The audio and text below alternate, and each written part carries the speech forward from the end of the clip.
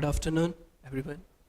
Hope you are still awake after the lunch. Uh, I want to make this a bit interactive session, so please give your uh, thoughts or your opinion on what I'm saying.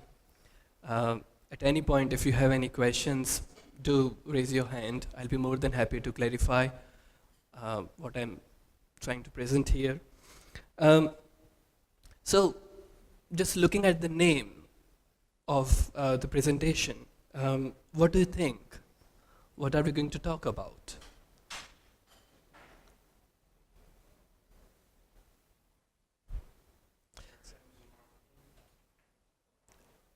Search engine? Yep. Marketing? No. Anyone else? Come on. Well, you all can read this title and give me your feedback. Okay, every e-commerce website, um, most of the e-commerce websites, they have a search box at the top right corner. This is the most common place to put search box, um, and it is this little search box that we are going to talk about today. How much importance do you think this search box has on your website? Anyone? Why do you say that? Yeah. If we think about like offline shopping, imagine that like you are running a store, an offline store where customers are coming in your shop, and what do? They come and they ask you about certain things, right? They say that this is what we are looking for. When they are mentioning that this is something they are looking for, it makes it super easy for the agent behind the desk to find out the right product for that customer, go get that product and give it to the customer. During this process, there are so many question answering happening between the agent behind the desk and the customer. The agent might be asking, say for example, somebody has gone to buy a shoe, and the agent is asking them that what size do you put on for your shoe?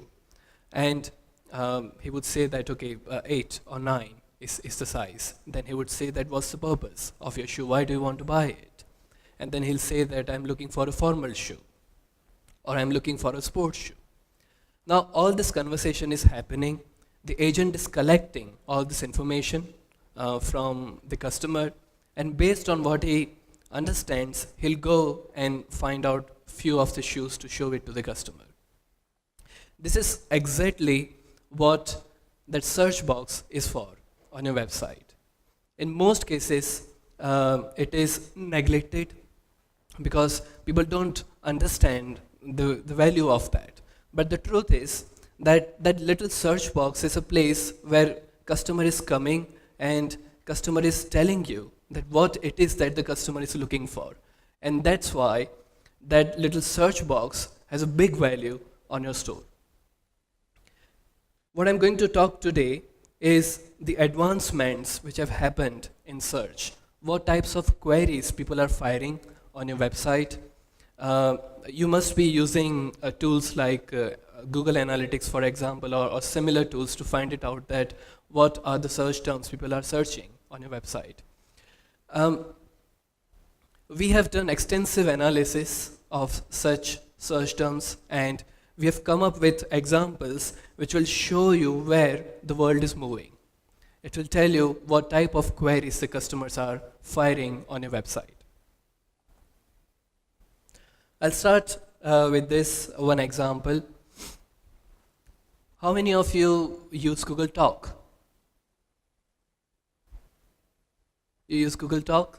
How do you use it? Do you talk to your phone? Have you ever done that? Yeah, what do you ask?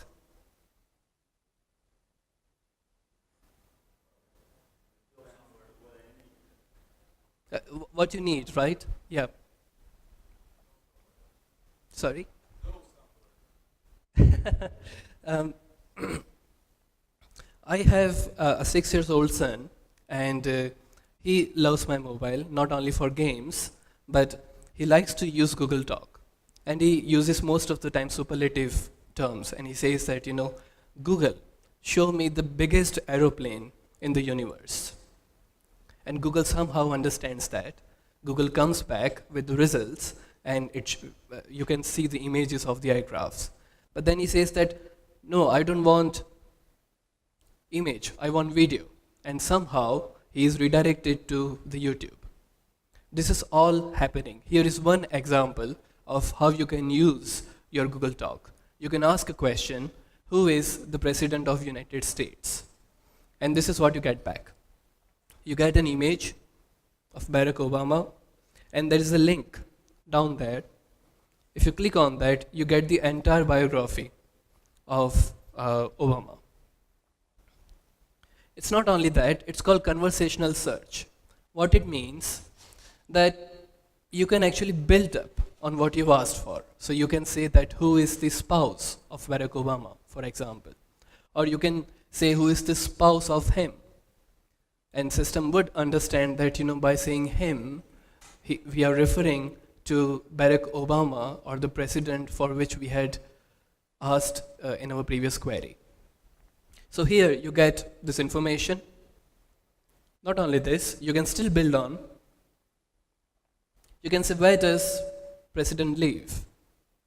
And system will come back and it will show you the location, the image, the location of White House. You can also ask, how far is White House from here? So I was in Bristol when I was firing this query, and I got the distance, I got this image which is taking me from Bristol to White House. Isn't this amazing? Have you tried this? Do you want to try this? Do you want to ask such questions to Google?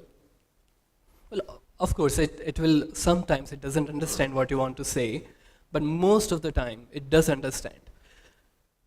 The whole point is that because we are all getting used to searching with such queries, there will be a time when customers are coming on your website and they will be searching with similar queries on your website. There was one survey done in 2014. The survey was done on the queries which were fired on the top 50 US retailers. And they tried to analyze that, how much impact of Google-like search engine has on the shopping websites. So we are talking about websites like Walmart, Macy's. Here they found that there are actually 12 different types of queries that people are searching on their websites. Now, by the name, let's take one of them, say symptom. Any guess what type of query will be classified as a symptom query?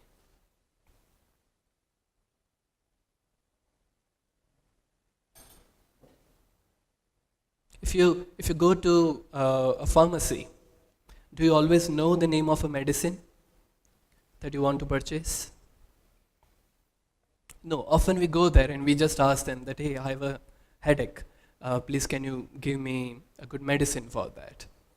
That's called a symptomatic query. I have a skin rash and I don't know which cream is good for that purpose. So I'll go there and I'll talk to pharmacist and ask him that, can you show me a cream that's good for skin rash? And she'll give that to me. Imagine a similar query being fired on your website. If you are running a pharmacy and somebody is coming there and they are searching for similar thing, you want to be able to answer such a query. There's another thematic query. Any guess? So thematic query is whereby say for example you are decorating your lounge and you don't know what will look good in my lounge. You just know that, I've colored my lounge, say blue, and I want a relevant furniture for that. So somebody's coming and searching um, furniture for my blue colored lounge. And the system should understand such a query and should come back with the responses. What we see here, the green bar here says, it shows the support. So this top 50, out of this top 50 US retailers, 86% of these retailers were supporting this non-product queries. This is like a standard keyword query. But if we go down to symptom or subjective, only 16% of these websites, they are supporting this type of queries. Let's look at some of the examples. Now, these examples have been taken from our log, where we are collecting all the search queries fired on our customer's website. Now here, in the first, you see it's actually anti-aging cream for acne skin. Now that's a long tail query. We call it a long tail query. That means anything that has more than 3 keywords is classified as a long tail query. Now if we were to classify this query in one of those 12 queries, we can see that it has a feature element. So it's saying that it's for this acne skin. Compatibility, sorry, the feature is anti-aging, and compatibility is for acne skin. Waterproof case for iPhone 5s. Again, that's an example where feature is it should be waterproof. We are looking for case here, and compatibility that it should be for iPhone 5s.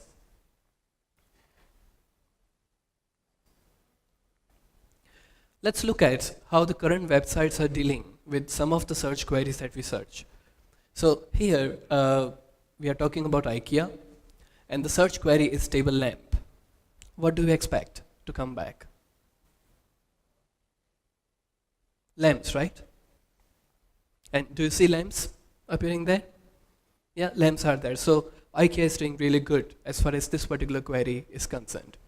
Let's try a little different query. So what I did in this,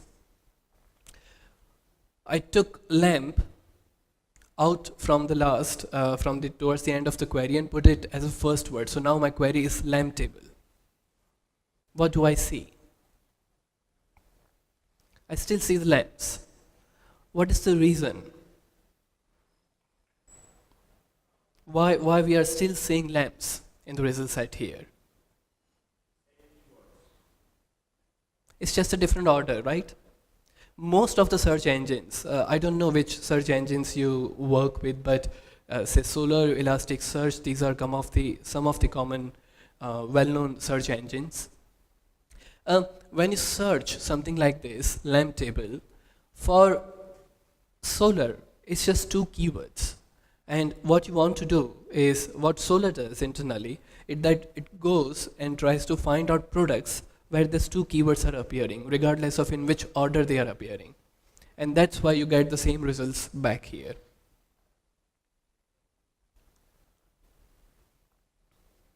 Amazon. So on Amazon as well, if you fire the same query, what will happen? They have a huge catalog, right? And still, these are 2 keywords only for them. Now what they are doing this trick. They have this autocomplete, whereby they are showing these 2 keywords appearing in all the different categories. And when you choose one of these categories, what happens is those 2 keywords are fired in that particular category, and that's how you can restrict your results. But we all know that the world is moving towards the m-commerce, and speech to text will be something that will be very popular. Now in that case, when you search something like lamp table, how would you search? How would you navigate through this autocomplete navigation? It will be difficult. So you need to be able to understand that what it is that we are looking for, and automatically choose a category where you can find the most relevant results. Again, if we look at the log of queries, we see that people are always after things which are in trend. Have you ever performed any query where you've tried to search for something that is in trend?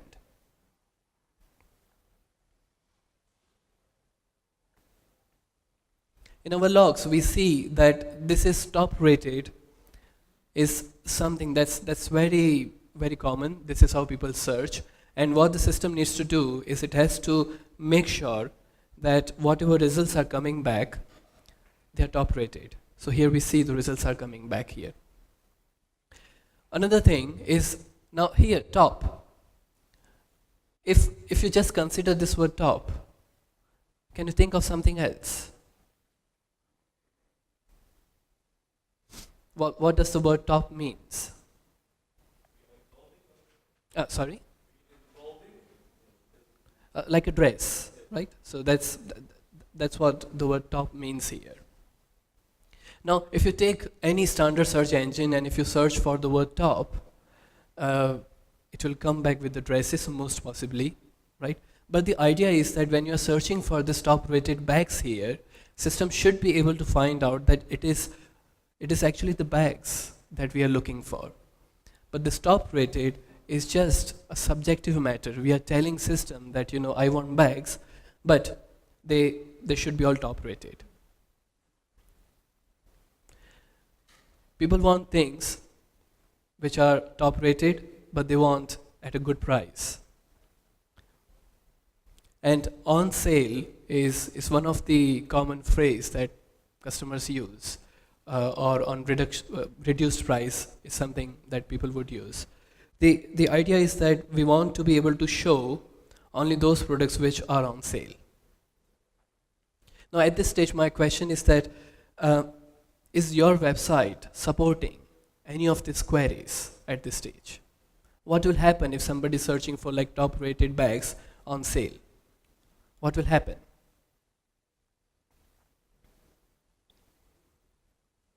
Either you'll find zero result, nothing will come back, or there will be lots and lots of products matching any of these keywords.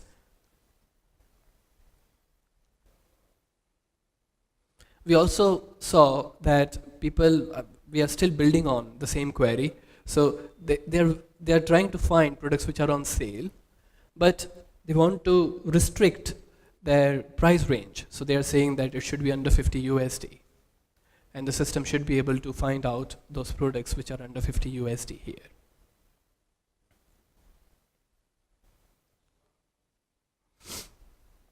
How many of, when you are running a shop, do you collect reviews on your website?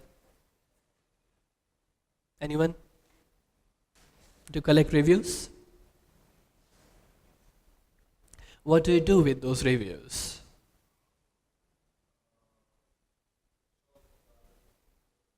You show them to the customer, right? And customers actually use that really nicely. When they click on a product, they want to see what people are searching for. These reviews, they have an amazing information in them. There will be a time when people are coming up with their use cases. They'll say that, this is the purpose I want to use my product for. And you need to be able to show them the products which are good for that particular use case. Now this use cases, this information about how they are using this, it's all available in your reviews. Here's one example. Perfect bag for hands-free shopping. When you're buying a bag, would you want a bag that allows you to do hands-free shopping? Plenty of space and nice size pockets. That's also something that's available in the review. My daughter loves it. So now we are talking about a mother here, and she bought something and she gave it as a gift to her daughter, and she just loves it. And she came here and she's now writing the review that my daughter loves it. What type of queries can be fired when you have this kind of information indexed? in your catalog? Any guess? Sorry?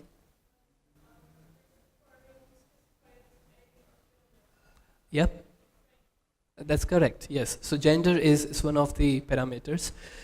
But this daughter, um, I can just simply take this word from here and index it in my catalog. So that will allow searches like um, what this is like a bag, and I would say that bag's good for my daughter.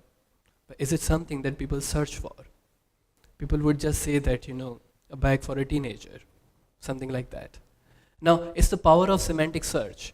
From this word daughter, you can add so many extra words to your catalog. You can say that it's for a female, it's for teenage. All this additional information can be added there. And once you do it, you can actually fire queries like this. So somebody is coming to your website and they are searching for gift ideas for wife. Now, do you add any of this kind of words to your catalog, that this is a good gift for a wife? It's very unlikely that you would actually add anything like that. But people are leaving this amazing information behind when they are doing the shopping on a website. There are quite a few sophisticated algorithms available which can process all the reviews. They can extract the positive words from your reviews, because it can have like negative things specified as well, and you don't want to index them. You only want to index the positive things.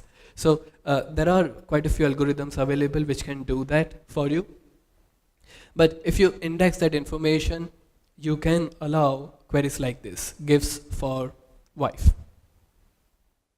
Any question? No?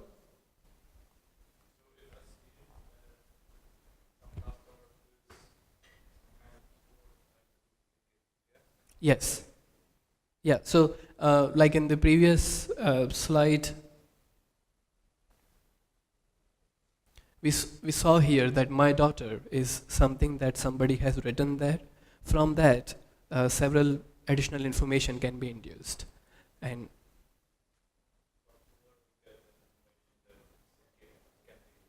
yeah, if somebody has written that this was one of the best Christmas gift my daughter has received, you have there this word gift, and that will automatically get added. We can play with synonyms as well. Let me ask you one question. If I say a word arm, A-R-M, arm, what is the first thing that comes to your mind? Hand, right? Is there any other meaning? Gun, that's correct. Anything else? Arm of a armchair? Yep. So if you take just one word, it has so many meanings. But depending on the domain of your catalog, you want to choose the right synonyms of that. What algorithms can do these days is they can actually add these synonyms which are relevant to your context, and they can enrich your catalog automatically. So you don't have to worry about the things that people are searching and they are not getting any result, because that's something that these algorithms are taking care of. They are adding automatically the synonyms. Often, people don't write what they are looking for. So like, here is the query. They have just written for winter. For winter what? What do you expect to see when you type for winter? Winter can have so many things, right? So many things. What algorithms these days are doing is that they are automatically able to identify the category. We call it inferred queries. They are able to identify the domain or the product noun which should be associated with my query. So for winter, again, based on the traffic, on your website, we can find out that it is actually the jackets that people are searching, and those should be displayed. Off the shoulder. That's another example. What do you think? I mean, when you type off the shoulder, are you seeing the relevant results here? Most of the websites, they have something called stop words. Have you heard of stop words? Anyone? So there are words like the, of, and articles. These are all called stop words. Usually most of the websites, what they do is, when you search something like this off the shoulder, they will get rid of the word the from this query. And they're only searching for off shoulder. Now when they are searching for off shoulder, there can be several things like bags. People can be searching for like off the shoulder bags.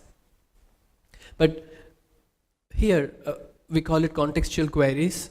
From what customer has written here, we are able to find it out what is the context of the query, and we are showing the most relevant results to the consumers.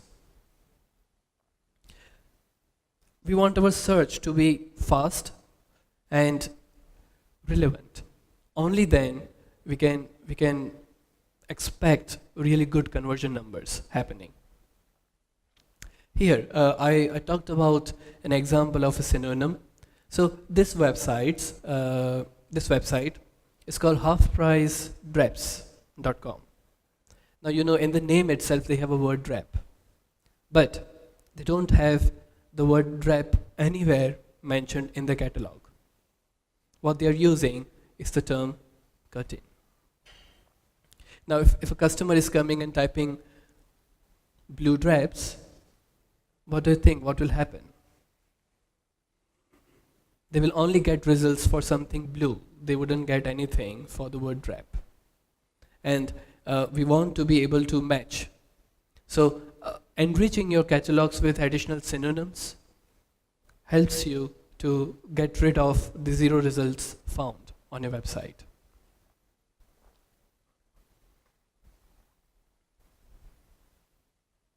When you are using Google Analytics, or you are using Solar, you are using Elasticsearch or any other technology, how do you know which products you want to show first?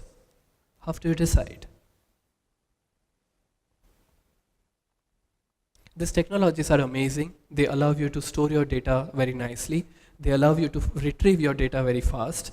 But where they lack is they don't learn from the user activity, and you have to do so many things for system to learn from the search activity.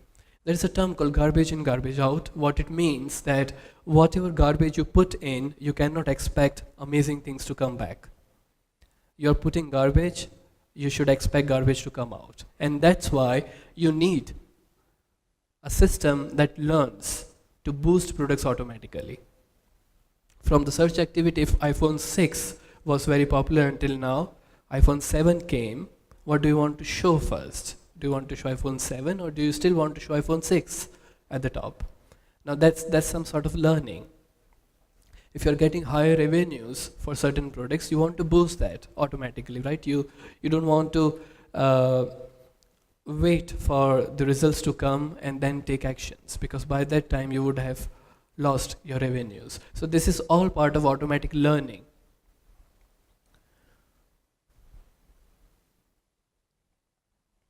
We had a customer and during the Christmas season, she came and said that, I want to boost all the products which are good for gifting because it's a Christmas time. Now, how would you do that?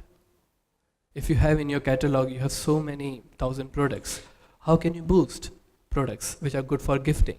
You have to go and annotate each product manually that this is good for gifting, and that's why it should be displayed higher up the result. But imagine if you have a system whereby you can create these complex rules.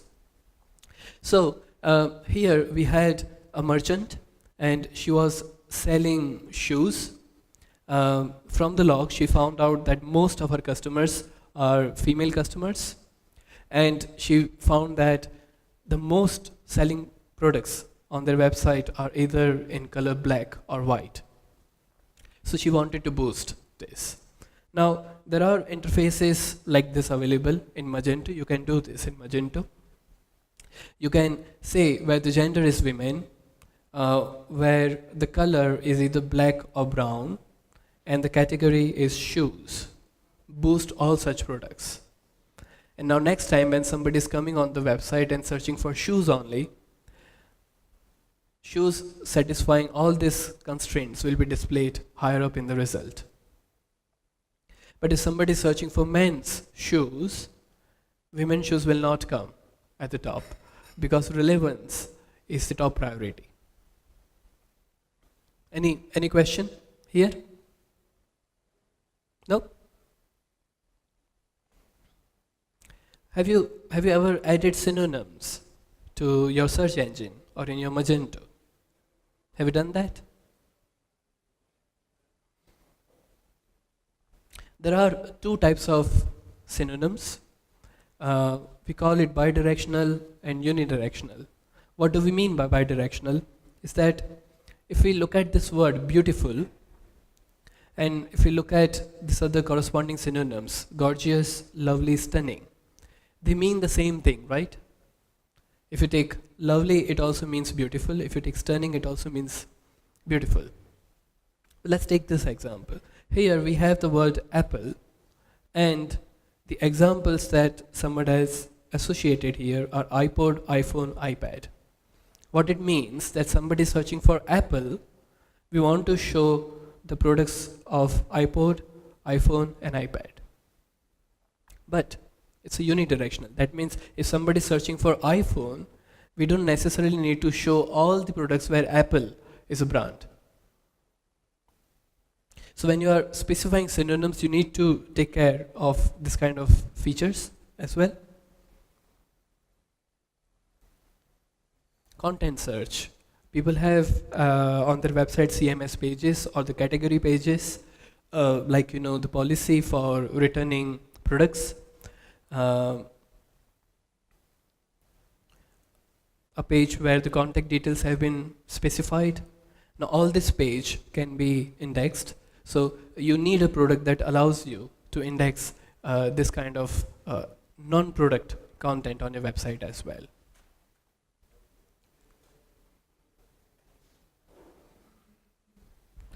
One of the most common questions that we are asked is how much a search solution is helping in conversion. And showing this number here helps merchants a lot. They want to know that how much is the sale happening through a search solution. You can see how many queries are fired. Merchants require this information to understand that what is the search activities happening on their website. So they can see how many search queries have been fired, how many clicks are happening. The ratio between these two tells you how relevant is your search.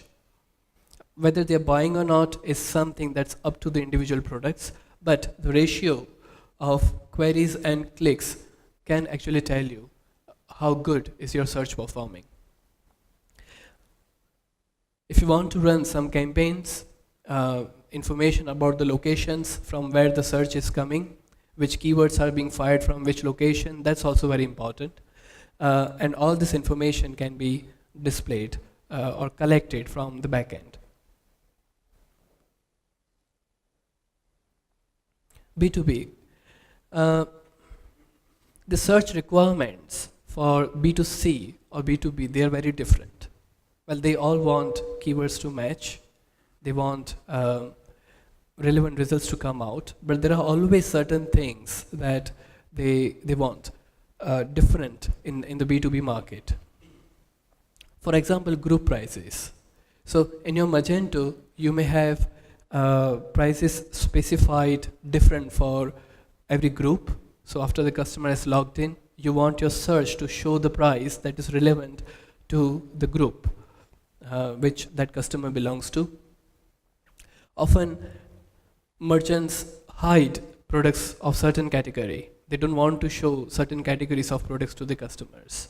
So that's also something that has to be respected when you are buying a search solution. You need to look into those aspects. This layout here is very basic layout. So I'm not aware of any solution actually which allows you to preserve your own layout. So you have like your category pages, you have your you have designed your pages as per your own requirements, right? And what you want is the search solution should allow you to preserve that. So here you can see an example of that, where the search solution is only providing the IDs to the backend system and telling that, okay, these are the IDs which you should show. How you show it, it's none of my concern. Let your Magento handle that. Here, as you can see, the navigation, the facets, they are also something that you want to decide how you want to show them.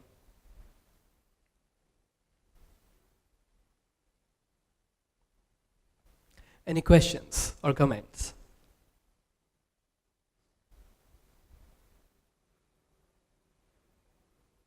What do you think? I mean, do you think this type of queries will be fired on your store? Do you believe, and are you prepared for that? What will you do if similar questions are coming to you that we searched something like this, but suddenly there are no results coming back? Are there any systems which are ready for this type of queries that can be used? I mean, that's what we actually do as part of our solution. We are focusing on NLP part of these queries. So we can use any system in the backend, but at the top we have this NLP layer which understands this natural language queries. You may see that at this moment there may not be this many queries of NLP nature coming to your website, but we should always look at the next generation. So when I look at my son, I see that he doesn't know what is keyword, and he just wants to talk to the system, and that's where we are heading, and that's how we need to be prepared to support these types of queries.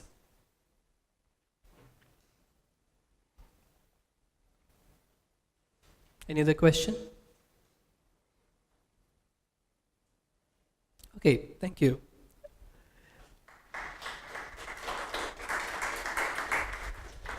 If you want to talk or discuss anything about this NLP thing, my colleague Yussi, who is here, and you can talk to me as well. Thank you very much.